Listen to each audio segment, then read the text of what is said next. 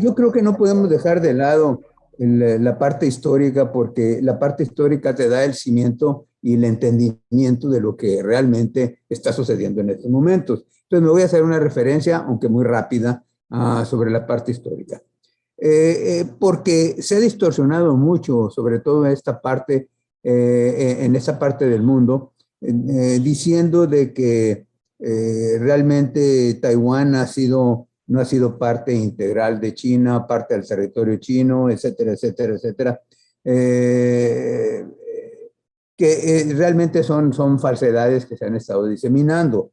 Eh, Taiwán desde antes del siglo XV era parte del territorio chino, pero en el siglo XV adquirió una importancia eh, eh, capital para China cuando China tenía una de las flotas mercantes más importantes del mundo a principios del siglo XV.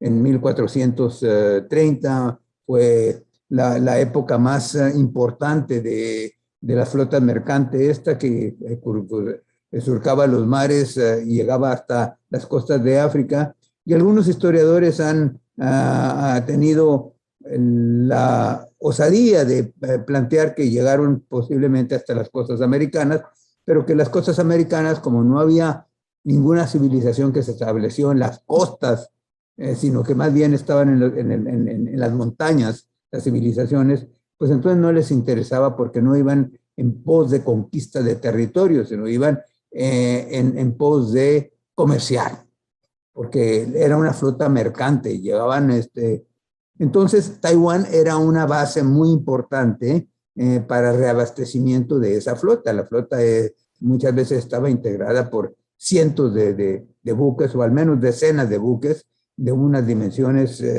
gigantescas. Entonces, Taiwán era una parte en la cual llegaban allí los buques para reabastecerse de combustible antes de emprender el camino hacia el sur de Asia. Y otro de los puntos de abastecimiento pues eran ya las islas, las islas en Indonesia y después de Indonesia pues otro punto de abastecimiento importante era Sri Lanka, o lo que ahora se llama Sri Lanka, que en un momento dado, cuando los británicos la ocuparon, la llamaron Ceilán. Eh, eh, Después, cuando el gobierno chino decidió retraerse y terminar con la flota mercante del almirante Chang He, de alguna manera disminuyó la importancia que tenía Taiwán para China, pero seguía siendo parte del territorio chino. Y fue cuando lo aprovecharon ya que estaba en plena expansión, ya en el siglo XVI, que estaba en plena expansión el imperialismo europeo con los holandeses que estaban llegando a las islas del Mar del Sur de China y habían ocupado prácticamente todas las islas de las especies que ahora comprenden Indonesia. También ocuparon por algún tiempo Taiwán.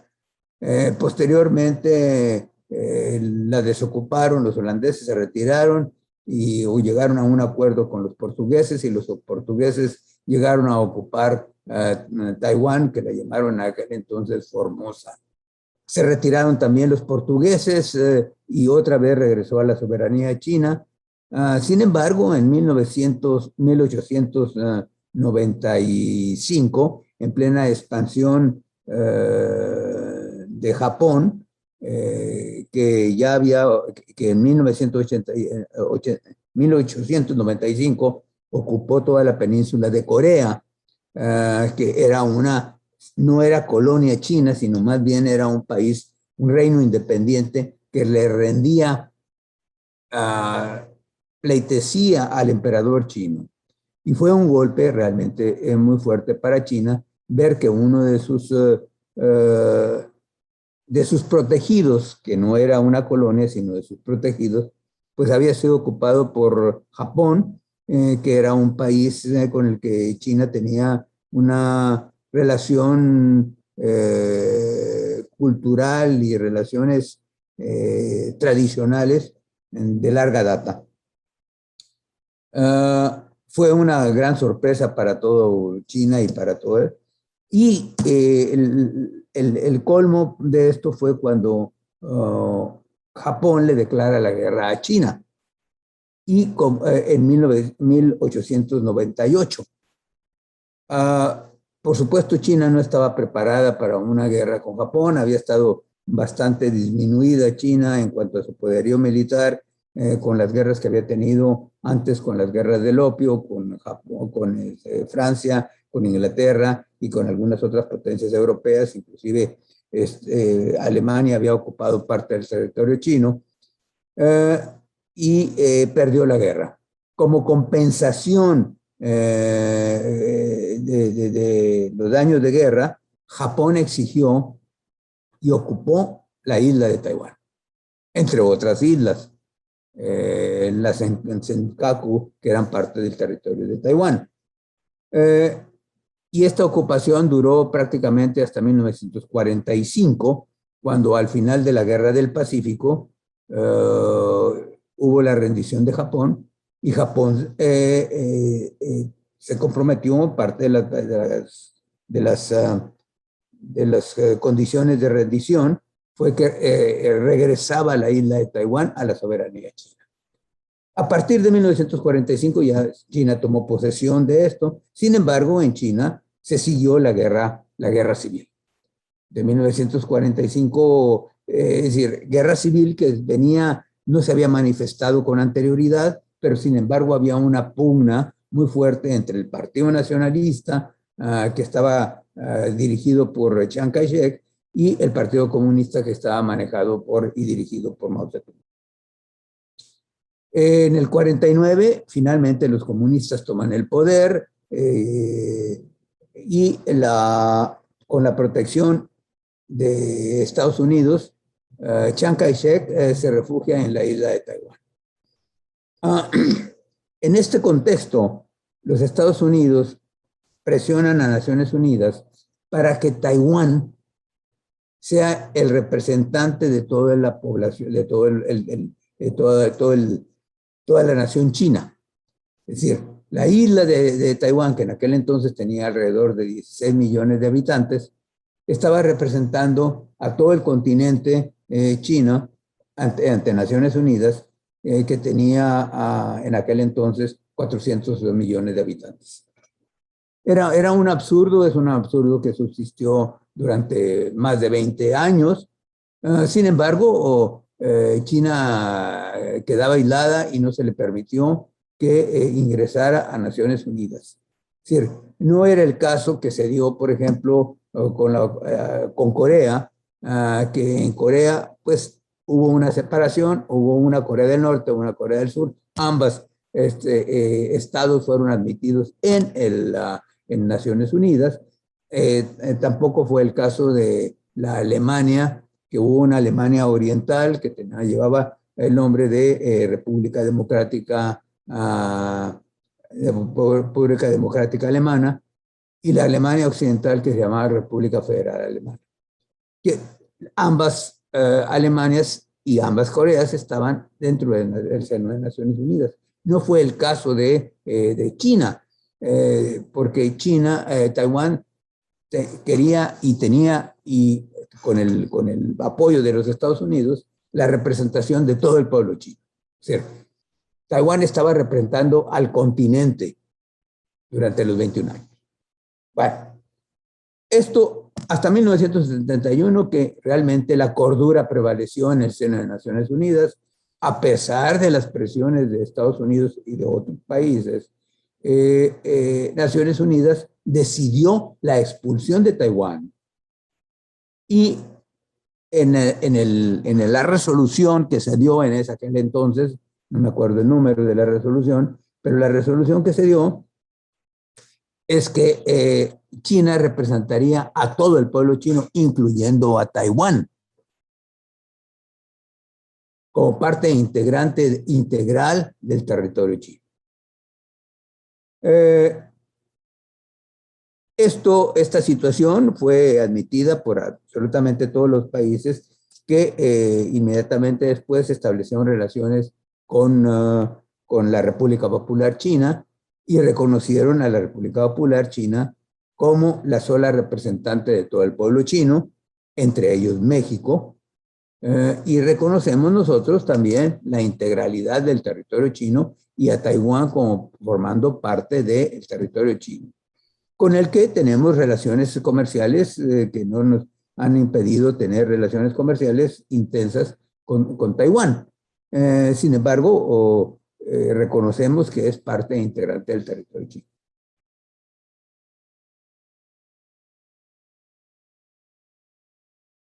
A partir del conflicto entre Estados Unidos y China, que se ha incrementado, que fue gestionado y gestado en el seno de la administración del presidente Trump, muchos pensamos que con el presidente Biden prevalecería la cordura en este sentido.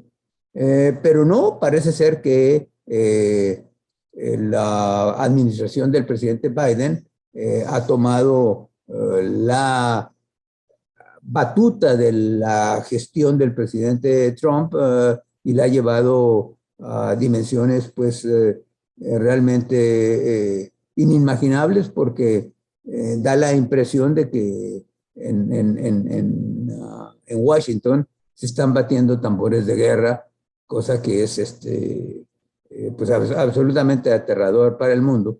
Y en ese contexto de presión hacia China, ya no se trata simplemente de impedir el desarrollo de China o el hecho de que China se convierta en una superpotencia, sino que es ya una intención de aniquilar. Y en ese sentido, se están provocando todos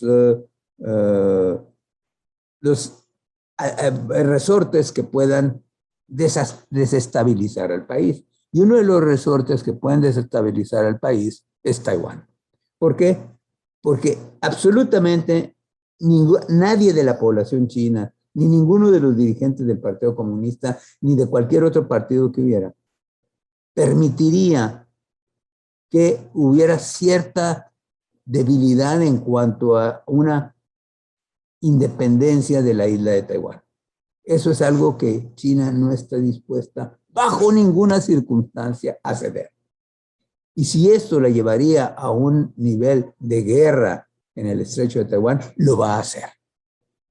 Si hubiera una declaración de independencia por parte de Taiwán, China en ese momento invadiría Taiwán, tomando las consecuencias que fueran necesarias, porque no estaría dispuesta ninguno de los dirigentes chinos, ningún ya miembro de la población china, a permitir que Taiwán se independizara.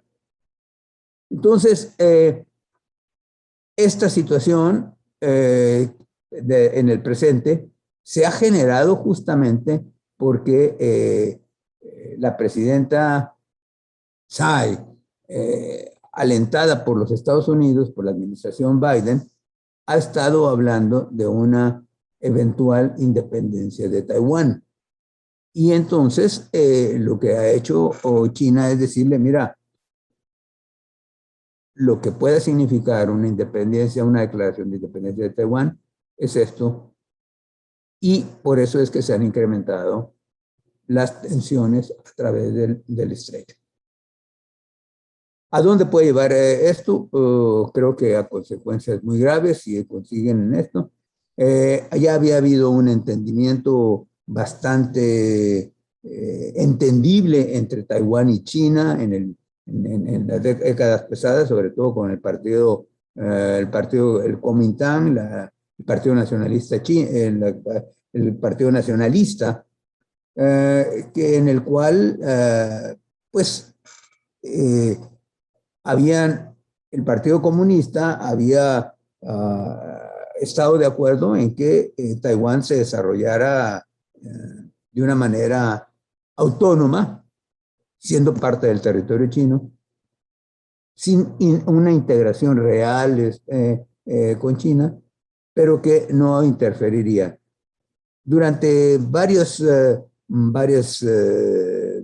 lustros,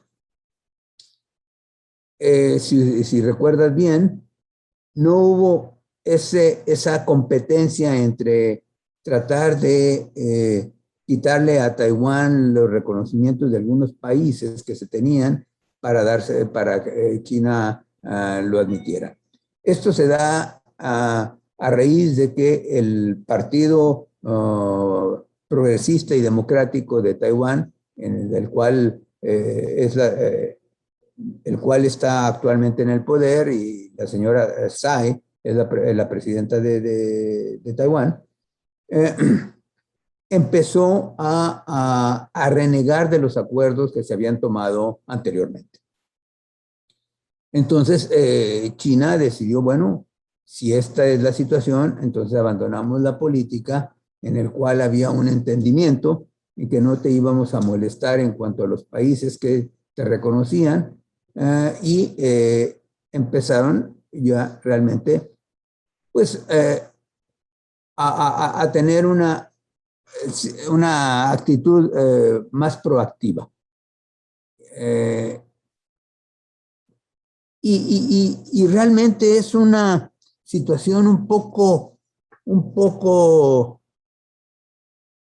no un poco, altamente difícil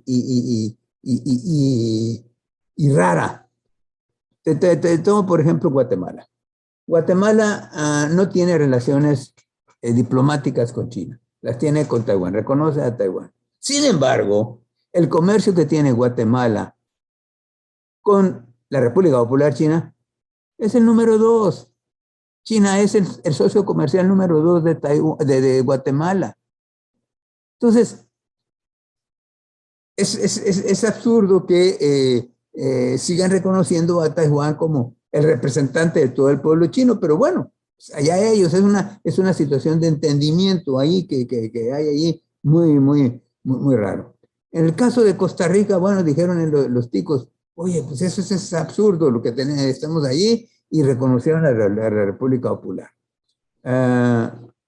En el caso de Panamá, exactamente lo mismo. El mayor usuario del canal de Panamá es China, ya no lo es Estados Unidos. Entonces era absurdo que Panamá estuviera reconociendo a Taiwán como el representante de todo el pueblo chino. Entonces decidieron realmente poner los pies en la realidad, y esto es la situación que se está dando en estos momentos.